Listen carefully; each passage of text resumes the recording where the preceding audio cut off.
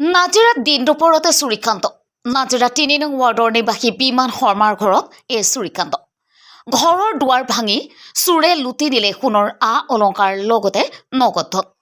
কাষৰীয়া ঘৰৰ CCTV ফুটেজত বন্দী উক্ত চুৰিকাণ্ডৰ চুৰ কৰা ঘটনাৰ লগত জড়িত সন্দেহত সোধপোছৰ বাবে এজনক ইতিমধ্যে আটক কৰিছে নাজিৰা আৰক্ষীয়ে। আন এজন অভিযুক্তক বিচাৰি আৰক্ষীৰ তদন্ত অব্যাহত ৰাখিছে নাজিৰা আৰক্ষীয়ে। নাজিৰাৰ পৰা দিলীপ হাজৰিকাৰ ৰিপৰ্ট, অসম ৰিপৰ্ট।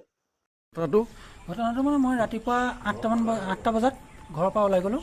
মোৰ কৰ্ম আছিলে, গৈ মই কৰ্ম কৰি 12টা চাৰে 12টাত ঘূৰি আহিলোঁ। ঘূৰি আহি গেটৰ গুৰি পৰা দেখিছোঁ ঘৰৰ দৰ্জাখন খোলা। গেটখন খুলি সোমাই আহিছোঁ, দেখিছোঁ তলাটো ভঙা, ভিতৰত গোটেইখিনি মোৰ বস্তুখিনি লণ্ড ভণ্ড কৰি থৈ দিছে।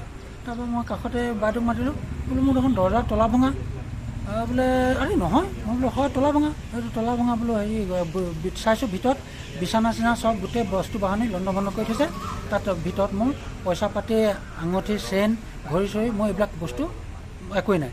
চিলিণ্ডাৰটো খুলি লৈছিলে, চিলিণ্ডাৰটো মোৰ নিব নোৱাৰিলে, থৈ গ'ল, বাহিৰলৈ উলিয়াইছিলে। তাৰপৰা এই গাড়ীখন আছে, গাড়ীখনৰ পৰাও বস্তু বাহানি উলিয়ালে, সেই বালি আছে, বালিত পুতি থৈছিলে। তাৰপৰা সেইখিনি উদ্ধাৰ হ'ল, কিন্তু মোৰ বস্তুখিনি উদ্ধাৰ নহ'ল। প্ৰায় আপোনাৰ 20,000মান টকা নিছে কমপ্লিট, আৰু সোণৰ আঙুঠি নিছিলে, আৰু ৰূপাৰ আঙুঠি 3টা, চেইন এডাল ৰূপৰ এনেকৈ নিছিলে। সেইখিনি মোৰ এতিয়ালৈকে উদ্ধাৰ হোৱা নাই। মই লগালগ থানাত খবৰ দিলোঁ। থানাই বৰ্তমান এজনক ধৰি কৰায়ত্ব কৰি আনি ধপাতপতিৰ পৰা বৰ্তমান চুইপাৰপতিৰ পৰা বৰ্তমান থানাত সোণৰ আঙুঠিটোৱে টকা 12,000 ওলাইছে বুলি মোক থানাই জনাইছে।